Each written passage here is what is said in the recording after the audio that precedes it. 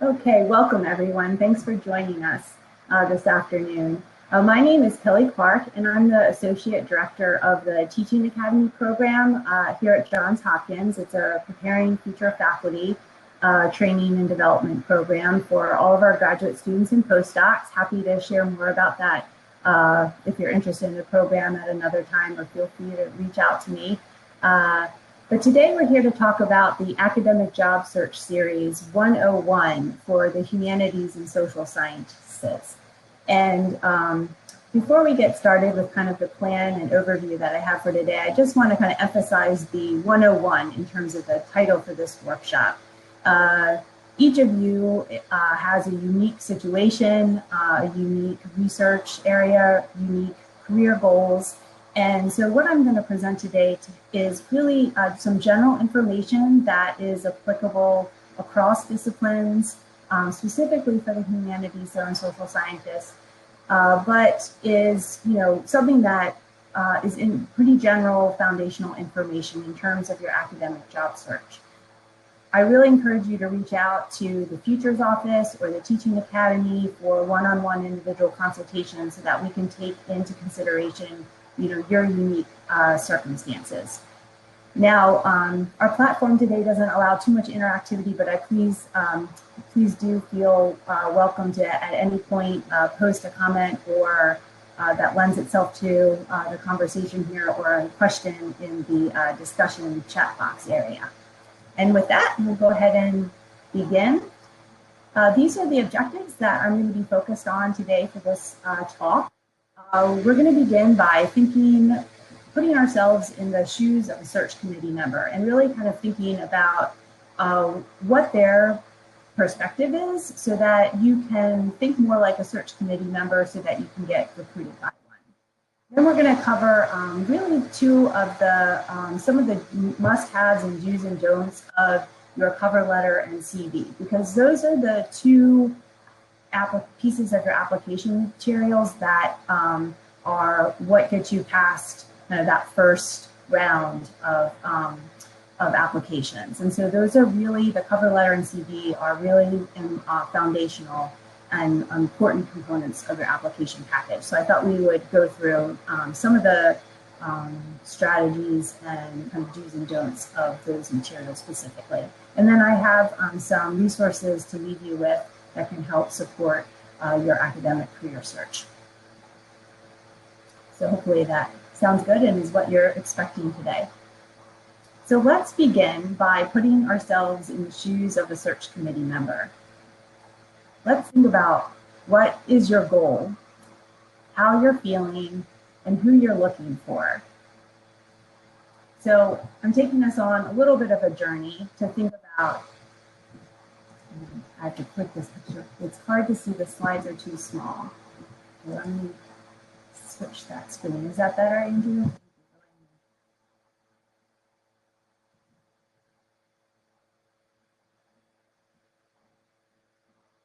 Did that change things? I switched the view.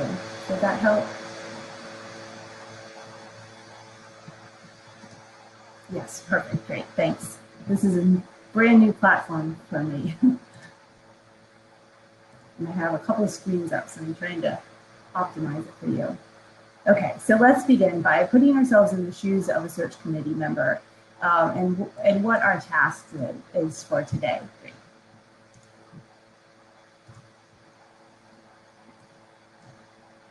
So what is the goal here, right? So it's not uncommon for a job application to receive hundreds, if not more, application packages in response to a job posting. So you can imagine receiving 500 applications, and as a committee member, your first job is to start and begin narrowing this broad application pool down to a smaller, manageable group of contenders.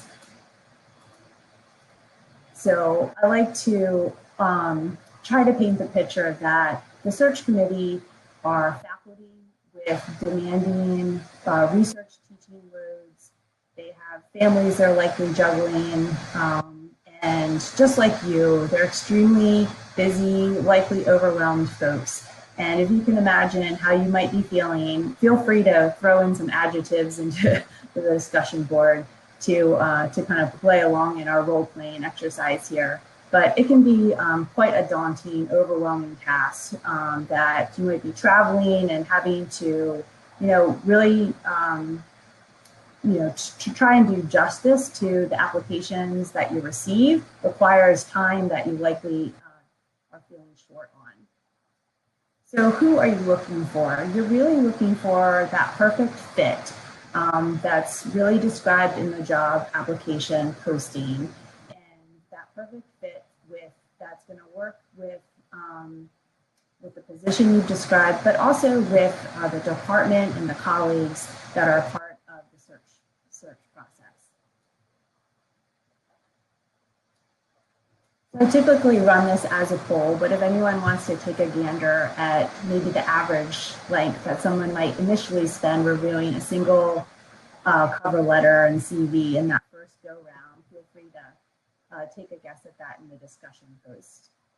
Could it be, if you can imagine having, let's take a little bit deeper dive in this. If you can imagine having 500 applications to look through and you spent just 3 minutes perusing and skimming through each. The sound is going in and out. Okay, I apologize. Let me see. That I'm not really sure I can do much about. Can you hear me a little bit better if I lean in? Other viewers are having trouble with sound going in and out. Yes, people are. I wonder if I take this out. And if I speak now, is that a little bit better?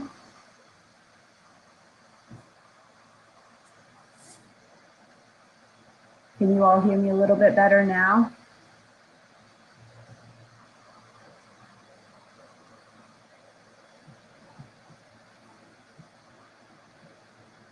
Well, I'll keep talking and let me know if it's still a problem. Let's see. So far better. Okay, great. Thanks for the feedback. So I'll try and lean in and make sure. I think the sound's coming through this one mic here. So if you were just to take 3 minutes for each of those 500 applications, you would approximately spend 25 hours in that initial pass. And really the point that I'm trying to make here is that something that Karen Kelsky, who writes a blog, The Professor is quoted as saying is the bottom line, if you don't grab and hold them in the first 20 seconds, you're toast. Now, I think this is a little bit of an extreme, but she's trying to make a point that those two initial materials and getting kind of past that initial go round, they really have to be perfectly done. And anything that kind of stands out, could unfortunately put you in the no pile.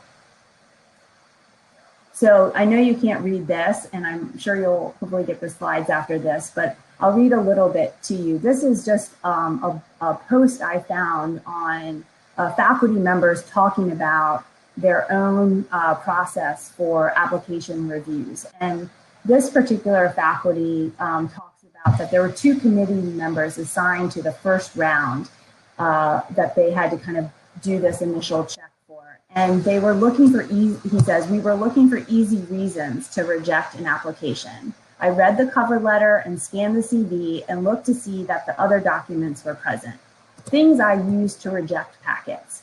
Documents given generic file names like, quote, CV or teaching statement instead of containing the applicant's name, thereby forcing you to rename them. Was something I could overlook, so this particular faculty didn't necessarily reject it, but did say it was a useful channel marker. Generic cover letters. On 2 occasions, a letter intended for a different institution. Lack of suitable experience. This particular faculty member was from an all undergraduate teaching heavy department, so they ditched applications with neither teaching experience nor signs of interest in teaching. They were interested to see that a candidate had some publications, but it was just an existence check. Multiple and blatant errors in spelling and basic grammar. I was prepared to be tolerant on this, but there was no need.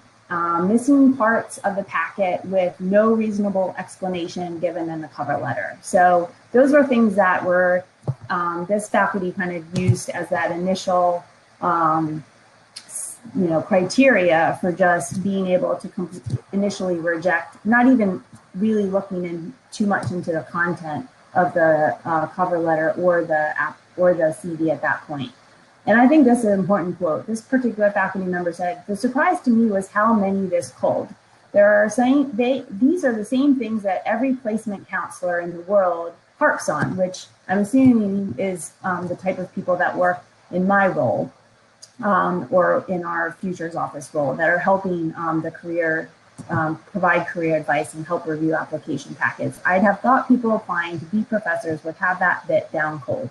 So I share this just to give you a perspective on, it's of course just one, and I leave the website there for you because there's other perspectives of course represented. But it is important, I think, because these kinds of things that you might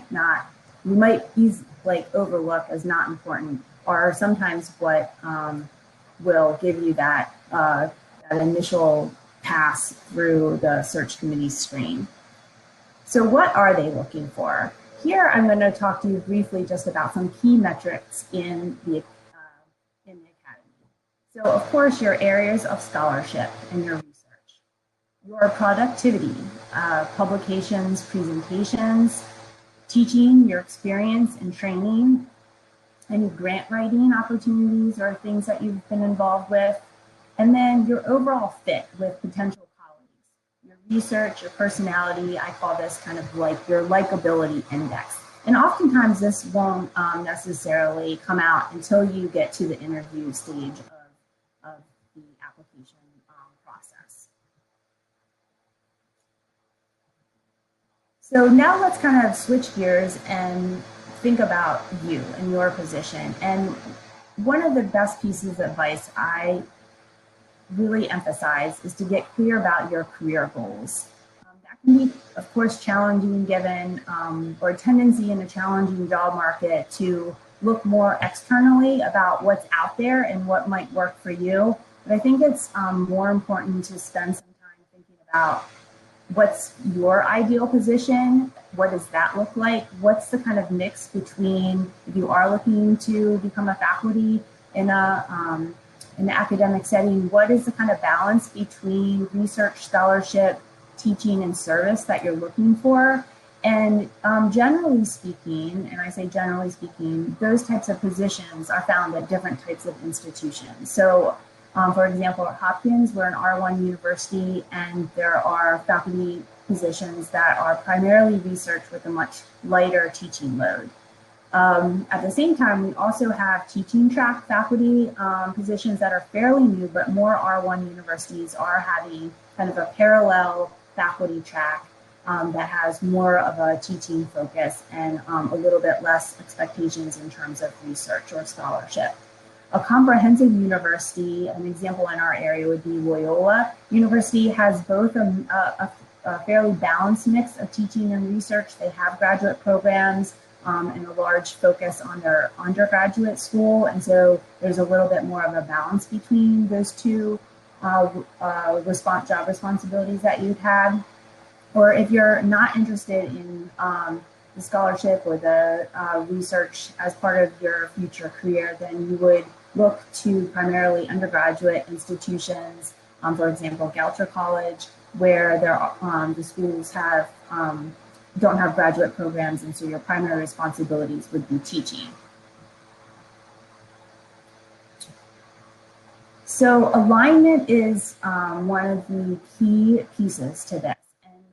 And I'm going to go through some strategies to kind of hone in and dig a little bit deeper into what I mean by that. But generally speaking, you'll be identifying different job positions that you're interested in, and then sending in your application materials.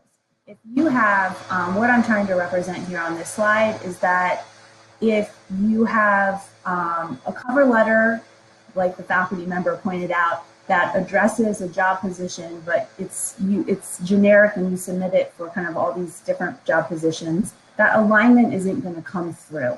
And so what you're really looking for here is focus on, you could do a broadcast and apply to a number, like many different jobs, but I think sometimes a better strategy that I know not just myself recommends is to identify those where you are really see yourself as a very good fit and focus more on developing your application materials to be much more aligned and specific to that particular job position. So how to do this? Spend some time really analyzing the important features of the job advertisement. You can outline all of the keywords that in terms of what knowledge, skills, and experiences that they're looking for, and align those with how you demonstrate those, what you have done that fits the specific skills and experiences, why you would be a good fit. It's important to research the institution and the department and the people as well, so that you can articulate this in the cover letter. So that cover letter is what connects that job posting and what they're looking for, that position description, with your experience, research, teaching, and skills.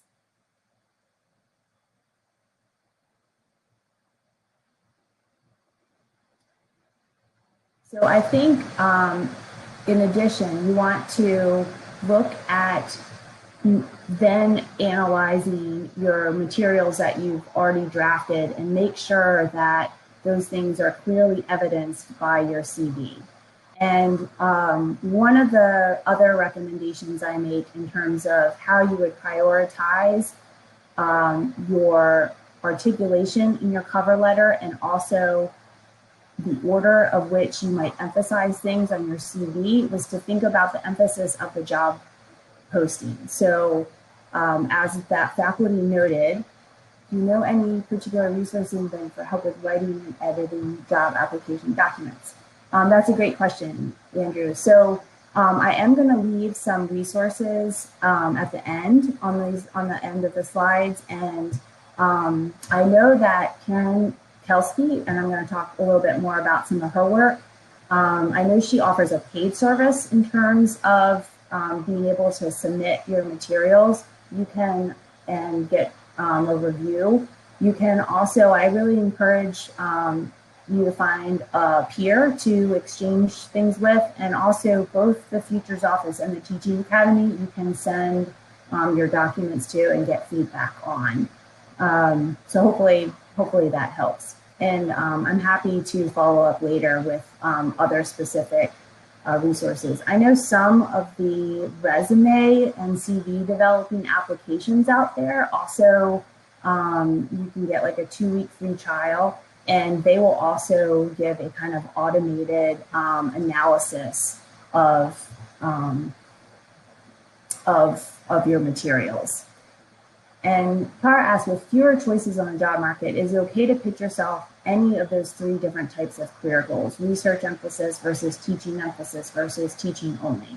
So I do think that if that's in line with your personal career goals, that's certainly fine. What you'll want to do is tweak and kind of reorganize and re-emphasize your application materials to highlight that emphasis, right? And so that's really what I'm talking about in the second bullet point. If it's a primarily teaching responsibility position, then you want to put and highlight that experience and training up front, and vice versa with if it's a scholarship or research focused position. So hopefully that answers your question and helps. Okay, and so the big key is just the alignment and making sure the emphasis and being genuine in kind of articulating why that would be a good fit for you. So what areas do you want to highlight? So here is thinking about aligning with Tara's question, thinking about what do you want to call their attention to, and using the cover letter to highlight those. So the cover letter is not going to be a repetition or pointing to your CV. It's really answering the question, why you're interested in this position. What what is it about this job position, the university, the department, the people that work there, the work that they're doing, their focus, that really appeals to you.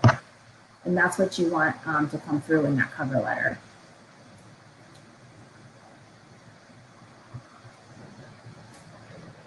And if feel free to follow up if I haven't answered those questions fully.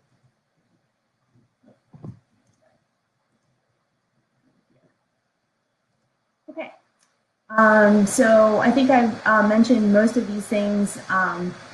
Again, I'm emphasizing the kind of homework you need to do and the research up front you need to do. So get on the institution's website, look at their department website, look at you know, the faculty and the folks that are there, find out what kind of work they're doing, maybe what classes they're teaching. The more that you can, the more you can articulate.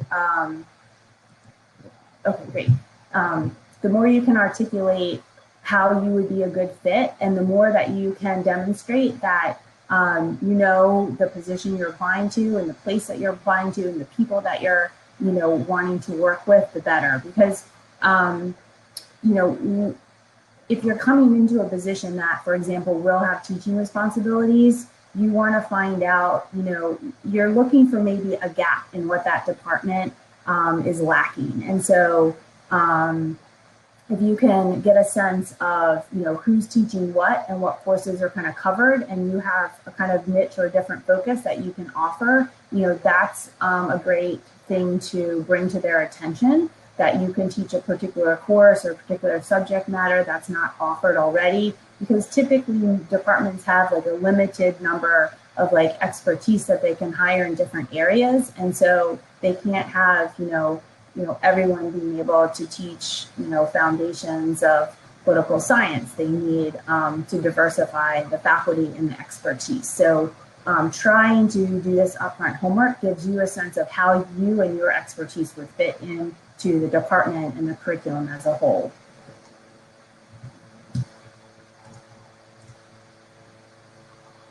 So, and I do say you can call or email the contact that's listed on the job posting with questions. I think showing that in a professional way, you know, to have some of these targeted questions to ask to find out more is perfectly acceptable and shows, you know, really positive initiative on your part. So again, I'm going to go through these pretty quickly. Just what they're looking for is that fit, your experience, what you've done, your productivity, and any other qualifications. They will look at kind of the pedigree of your educational institutions, your advisors, your lab, how long your time to degree was. Those are other factors that'll be considered.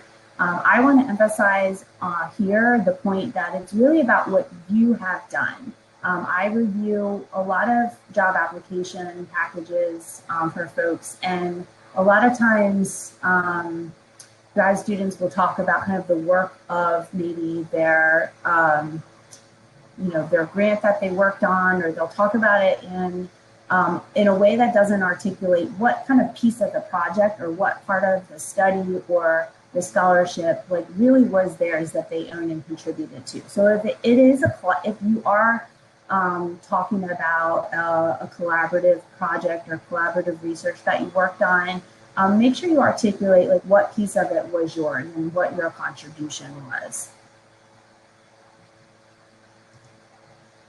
So hopefully by now, I've made the point that you don't want to copy and paste here, right? You really want to tailor. Can you speak the difference between STEM and humanities CVs and the process? Sure. So it's very similar. I think the emphasis is a little bit, different in terms of the content, obviously, that you're talking about and the research.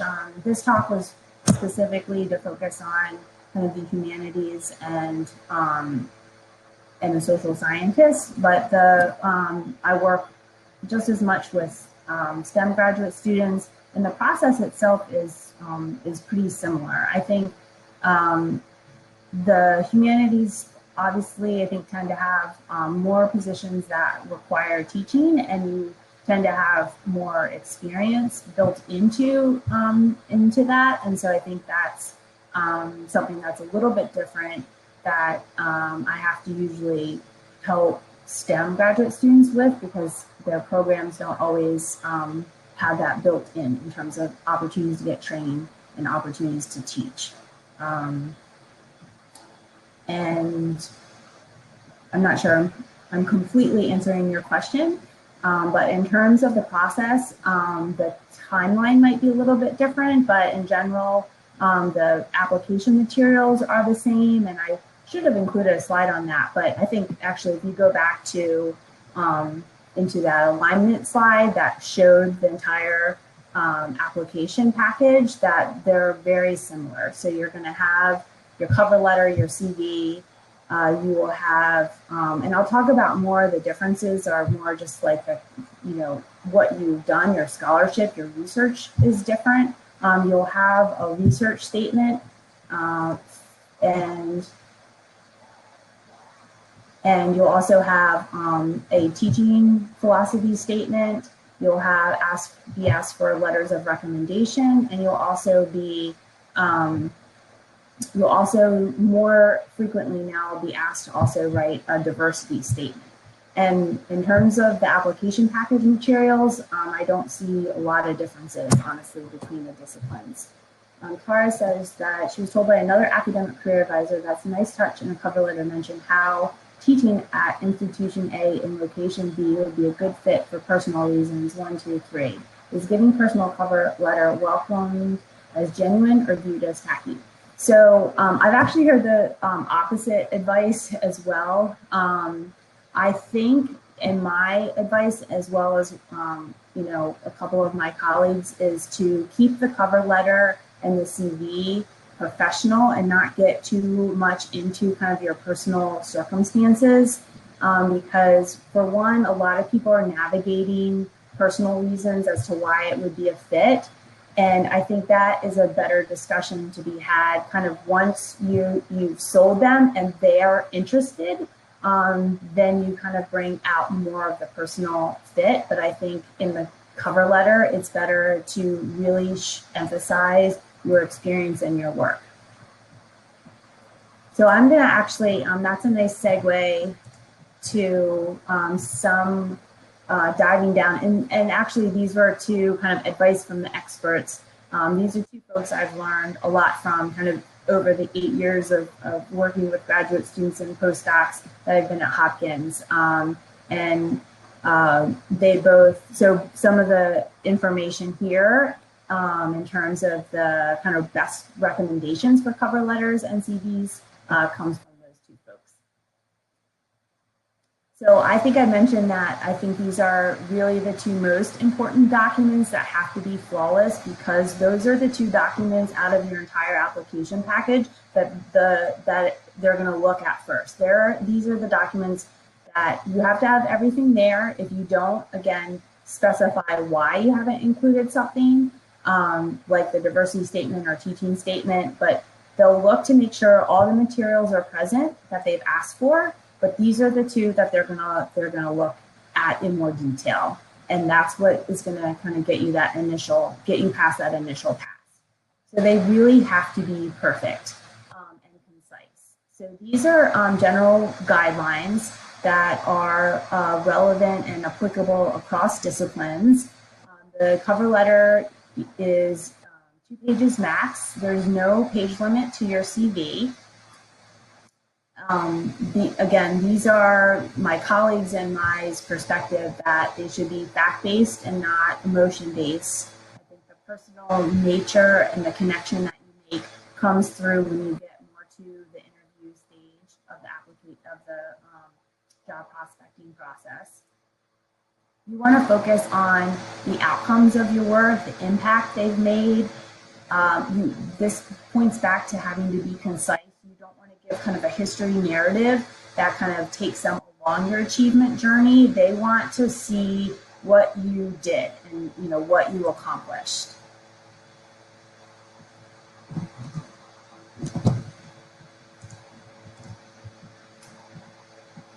So this is something that sometimes I consult on, it's a fine balance between kind of articulating and coming across confident, so taking, credit for your achievements, but not coming across conceitedly. So that's something, I think you can get feedback on from a friend or someone in your department or one of our career offices. That's, something that you can kind of make sure you're striking that right balance and that you're articulating yourself in a confident way, but with some humbleness as well. So again, be concise. This isn't kind of a long storytelling. You want to really kind of hit the highlights of the points because they're really just skimming and looking for some key areas. And we're going to dig into kind of what those are in just a minute here. So first, I'm going to just focus on some best practices for cover letters. The format matters, and why the format matters is because they are skimming, your review committee is skimming these materials really, really quickly, and they're accustomed to finding things in a certain way in a certain organization, right? So they are of the habit of being able to skim through these documents really quickly and looking in certain places for what they're trying to find. And if they're not there, or they have to like rumble a little bit too much, or they miss it, if it's kind of not formatted in the convention that they're used to, it kind of creates, that hiccup in their review process, and it might just warrant them to kind of toss it aside. So formatting matters. These are the generally accepted conventions that come up in some of the documents that I review that I just wanted to call your attention to. You're only technically supposed to use letterhead if you still have the affiliation of the institution at the time that you're applying. And you only use the letterhead on the first page. You can go through these, but it's generally to follow, like the cover letter follows a classic letter formatting convention. With the date and the mailing address left justified. You don't include your mailing address. There's 1-inch margins around 11 or 12 font, so you don't shrink down the font and use narrow margins, like I know we all try to do to get everything in there. 2 pages max. So this is one exception. So sometimes different disciplines will note. I know I've seen some cases where philosophy has had a 1-page limit. So if they do note any kind of special conventions that you want to follow or page limits in that particular posting, then you certainly follow what they're asking for. It's single spaced, and you want to make sure it's completely clean, no grammatical spelling errors, typos, or anyway. So that, again, just have multiple eyes on it. We all make typo mistakes, grammatical mistakes. So just get as many people to read it, family members as possible, to check for those things. So Karen Kelsky offers a kind of 9-paragraph model for your cover letter. I've also seen this kind of condensed to more of a 5 or 6 paragraph. But the key elements are to introduce yourself in the beginning, to talk about your dissertation work, or if you, your most recent work. So if you're a postdoc, your post-dissertation work, your most recent scholarship that you've been working on. You want to describe your contribution and any publications that came out of it, and to talk about kind of where you see what's next. What are the future implications of your area of expertise and study?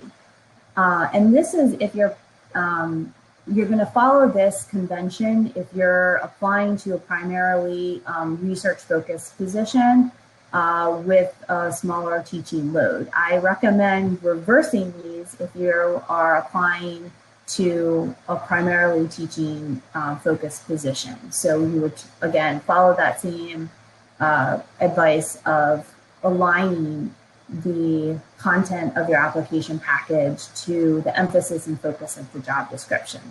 So then you're gonna, but for this example, then you're gonna go into your teaching experience, any things that you have grown or anything that stands out in terms of your approach to teaching. You don't want to be redundant in your material. So here's not where you kind of expand on your teaching philosophy, but you focus on the experience that you've had and the outcomes perhaps that you've had for your students. So again, the emphasis that you put on here might be reversed depending on the position that you're applying for. And then here's where you really want to tailor to the job description. You want to answer that question, you know, why? What caught your eye about this opportunity, and why would you be a good fit? What's the connection? Here's where you really get specific to what kind of on this almost deeper level is drawing you to be attracted to why you think you would be a good fit for it. And not just, it's not just about why they should think you're a good fit, but what attracts you to this. And again, here's where you want to keep it focused on the professional work that you've done and not get into details like Charles mentioned about, maybe you have a spouse or a partner in that area and you want to stay local. And so that's for a conversation down the road, not something that you're going to lead with. And then obviously closing statement. Like to hear from you type of thing. So this is from my colleague Brian. He has kind of a comparison of what represents weak cover letters versus strong. And this is something that stands out to me as well, is that when the cover letter is a repeat of the CV. And so I'm going to just pull up some of these and we can talk about them. So what we mean by a repeat of the CV, and it's kind of noted here in bullet 3 where we talk about, you can see from my CV that I am qualified to. So you don't want to use the cover letter to point to things in your CV. Okay, so here, so hopefully that's clear. And you're not listing the publications, courses, student awards. Again, that would be repeating what they can find in your CV. The cover letter is like where your narrative, your voice gets to come through, and hopefully that's, you want them to be able to hear who you are and have that articulated through the narrative that you're writing in this letter. And obviously weak ones are where there's not a connection, where there's just not a fit to your focus of your experience, your skill set, your focus of area of study, of research to what the department does, what the institution's mission is, and any of the expectations of the position. So, and this is another one that I see a lot, which is empty statements that aren't substantiated. So you don't want to just claim that you're an expert in X or you have experience in X, as what you might see as a topic sentence without any substantiated experience that backs it up. So really, anytime you make a claim about who you are and what you can do, point to the evidence after, right? So make the claim, be confident with not being overly conceited, but then substantiate it by what you've done. And ones that have no vision are forward looking. So again, they're going to be interested to know, so, where do you go from here? What are the future implications? What did you learn? Where are the new areas to discover? What in reflecting back on the work and the project, the research that you've done, how are you going to build on that scholarship from here? Because that's giving them a sense of what you're interested in doing once you become a faculty member in their department.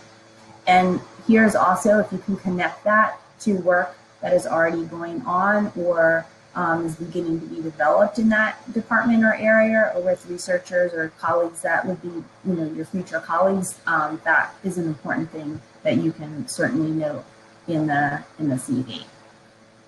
So strong cover letters are going to have that alignment where your experience explicitly matches the position description, where it's clear that the responsibilities and functions of the job are within your aims and also within your capabilities. It's clear to them how your research and teaching will be successful there. And I think that's part of the kind of forward-looking vision that you want to leave them with in the cover letter. It's clear why your work is important. So you hopefully continue to be inspired by and engaged by the study that you've done and the research that you've completed and the impact that it's made. And so you want that to clearly come across in this cover letter. And then again, the approach to teaching is a match within the department. This might be a little bit challenging to get at, and I think it can be expanded on in the teaching philosophy statement, but you want to generally be able to convey that, that your approach, maybe you take a student-centered approach that, implements active learning exercises to engage your students and fosters inclusivity. You don't want to just say things like that without being able to substantiate how you've done that in the classroom, but you want to demonstrate that your philosophy and approach is aligned with the mission of the institution that you're going to. And then mentoring is really important. If you've had any opportunities to mentor undergraduates, that can be something that you can talk about as well in the cover letter. And then again, it's really answering, they're looking for, who you are, but also why you're interested in them. So now I'm going to kind of go through kind of a parallel points that concern the CV. Again, the formatting is important. Like the cover letter, the margins are still 1 inch and you have 11 or 12 font. You want it to be completely clean and perfect.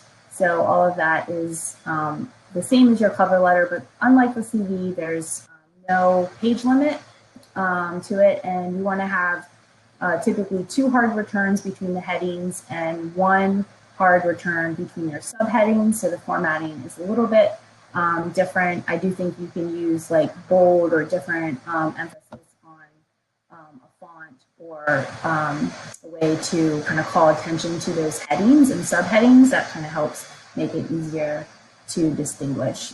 This is the general format for the American CV. So you can, find tons of examples of CVs and cover letters online, which can be helpful, but it can also be dangerous, right? Because what you don't want to do is take somebody else's formatted CV or cover letter and just try and tweak it into your own. So while there are a lot of examples out there, I hesitate, especially around the writing piece, I hesitate saying, to rely on them too much, because you really want to make it your own. And I think sometimes if it is not something, if it's kind of something that's been boilerplated or cookie cutter, that comes through, and they can kind of spot that.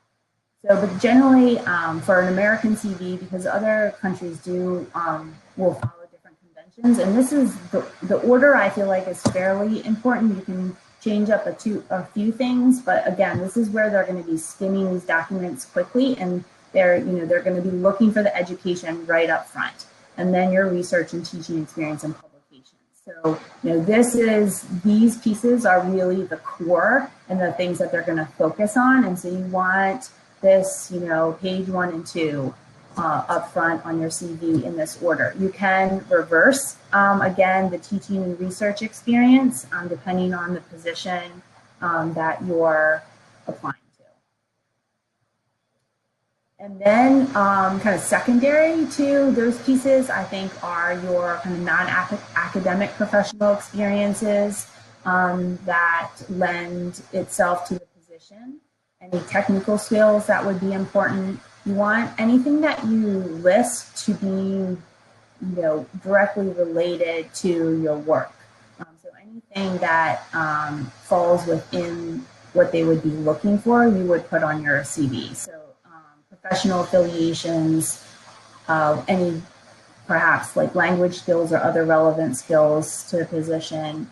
You can use other headings like international experience, technical reports, service, Now, this is my advice, is to not include hobbies, and a few of my colleagues as well, or kind of like fun facts on your CV. The CV is your, your opus, your life's work, and you'll be adding to it throughout. It's not, I think it's to highlight that professional aspect of your life, and not to say that those things aren't part of what make up who you are, but I think those, again, I recommend kind of them being more of something that comes out in conversation or interviews later, when you make more of that connection there. And then you can include references on a separate page. So the general guidelines that I recommend for what to include, to think about kind of those principles that are applied to peer review. So things that are peer reviewed or competitive are going to kind of outrank things that are not peer reviewed and not competitive. And so you want to prioritize and rank order based on that principle, right? So if you had, for example, an invited talk versus a campus talk, maybe internal to your department, you're going to list those things in that order. And you might, depending on where you want to emphasize things, you might consider not including some of those activities that maybe aren't as competitive. Adding previous employment to your CV. So I would say, if it's certainly, Marianne, if it's relevant to the position, you would add that as a separate section, and it could go, you probably want to look at a couple of different examples, and depends on, I think, also kind of like how, like where it is. So typically with your CV, you're going in reverse chronological order. So you might list it after kind of your research and teaching, current research and teaching experience. And again, I think if it's within, if it's going to help in terms of like employment experience that is directly related to the position, you certainly should include it. If it was kind of like a career change or something, I would say that's something that and that there's been like a gap, not knowing exactly your position, then it might be something that comes out more in a conversation or interview format.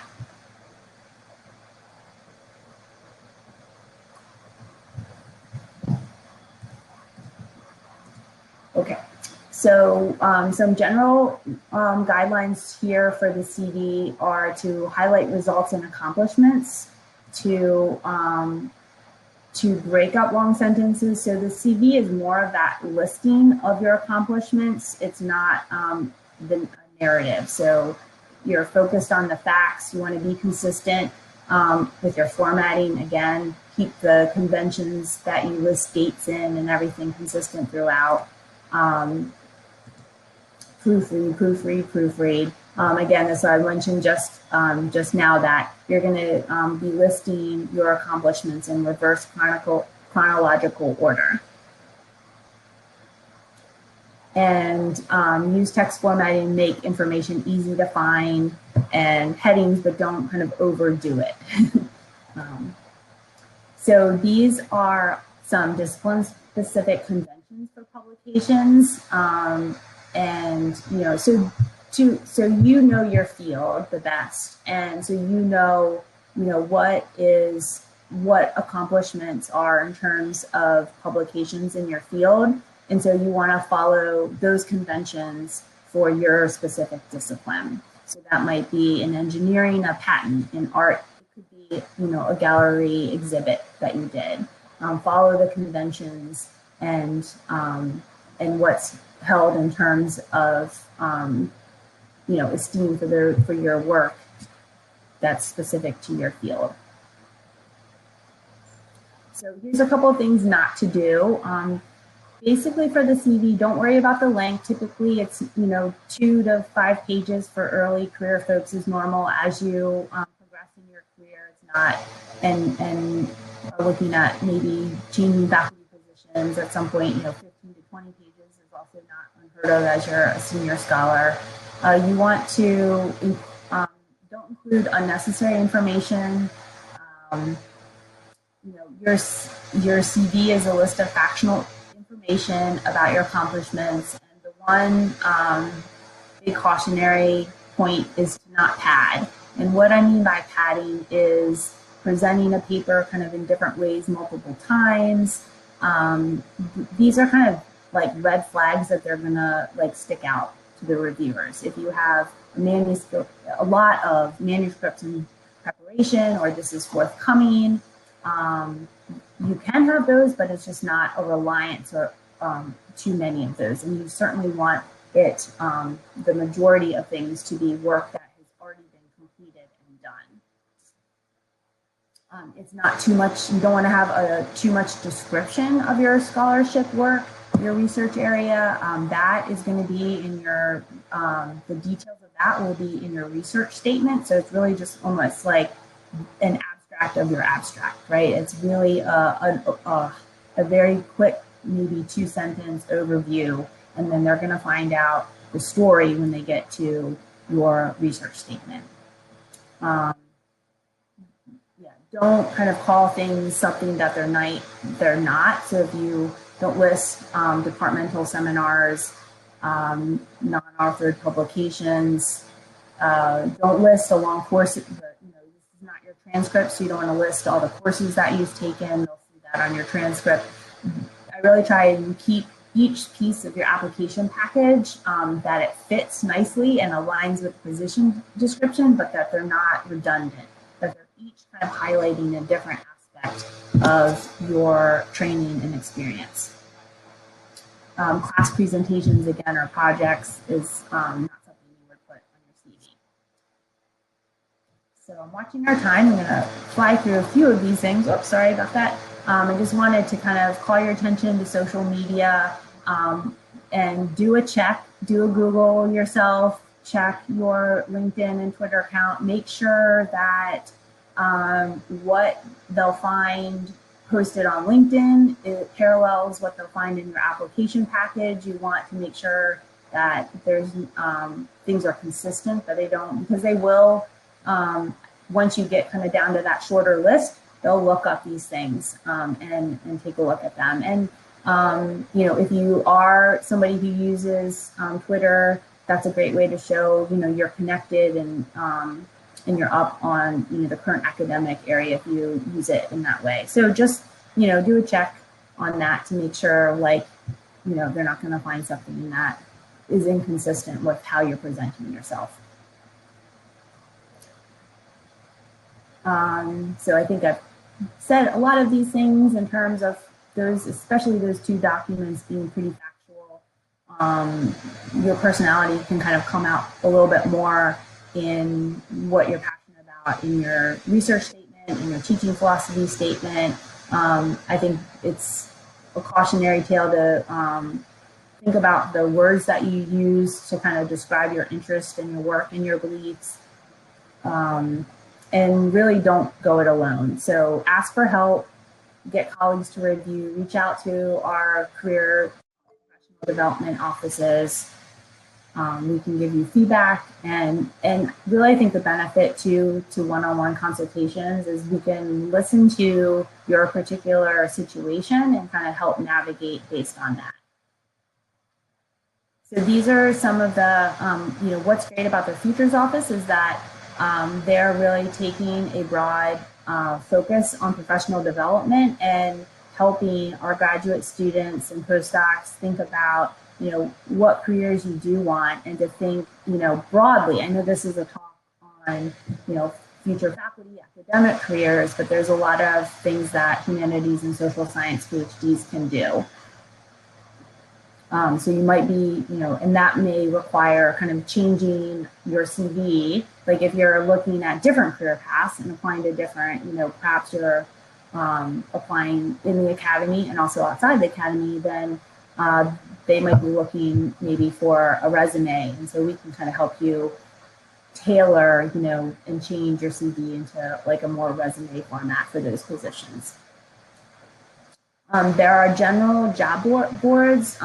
If you need help, like where things are posted, these are three of the largest ones that kind of aggregate. They're a web crawler. They aggregate across the internet and pull positions.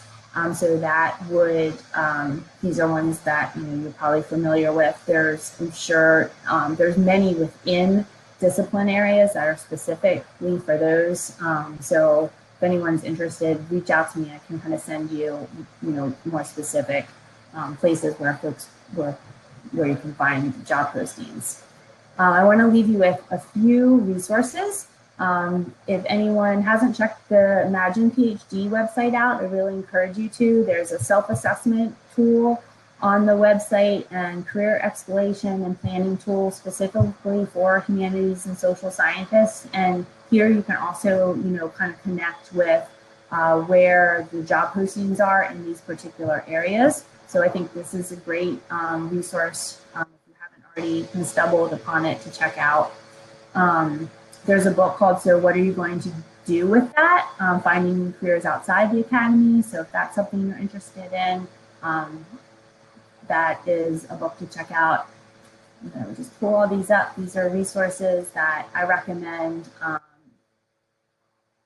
Beyond the Professorate is a small business that was started by a history PhD that has a lot of helpful blogs. The professor is Karen Kelsky. She, again, has a lot of great resources on her website that are free, but also that opportunity kind of to pay for a consultation or review of the application packages. Again, our offices are happy to help with that as well. So I'll leave you with that. Oh, and I mentioned at the end, there's a link at the bottom, how to convert your CV to a resume. So if you're looking at applying to different job positions that ask for a resume rather than a CV, there's a guide there to help you with that. And I think that's all I have for now. We have a couple minutes left. I'm hoping this was on target in terms of your expectations. Again, I think it's general information that is broadly applicable across cross disciplines for your career job prospecting efforts. But again, it's best to understand your particular discipline and your particular career path and goals that you have. I really encourage you to reach out and get some one-on-one support as well. Does anyone have any questions or comments in the last few minutes that we have together today?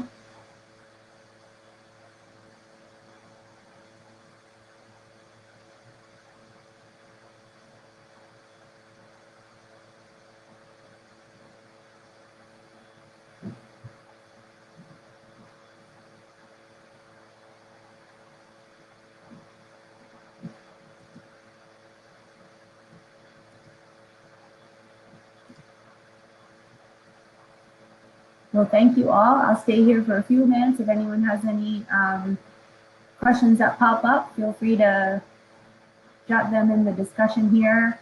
My email is there, kelly.clark@jhu.edu. I really welcome you to reach out with any questions, concerns, support you may have or need, any kind of training topics that would be helpful to support you. The whole program is really here to help best support the needs that you have. And so I really welcome the opportunity to learn from you about what would be the most helpful. So any feedback you have, any needs that you have, please feel free to reach out. Happy to connect beyond today. Access to the slides. Yes, I do believe they recorded, I know they recorded all of these, and I will circle back with Roshni and find out about what they plan to do with the slides, but happy to share them. And actually that was my hope and intent, because a lot of those resources, I just included the web link there so you can have those easily accessible. So I'll find out how they plan to do that.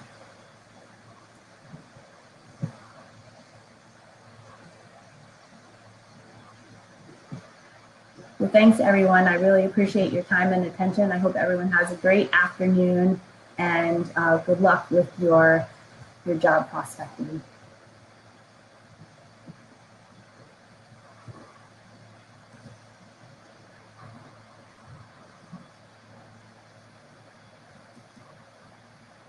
Thanks.